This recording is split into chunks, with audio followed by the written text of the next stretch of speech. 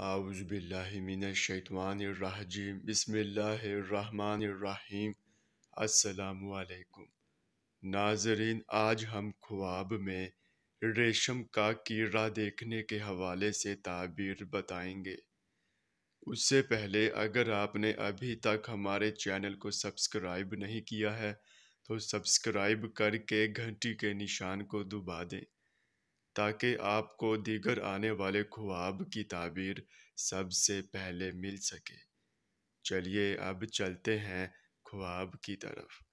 ناظرین، اگر خواب میں ریشم کا کیڑا دیکھا ہے تو اس کی یہ تعبیر ہوگی کہ مال حلال کی علامت ہے اور سخت محنت و مشقت سے نفع اٹھائیں گے۔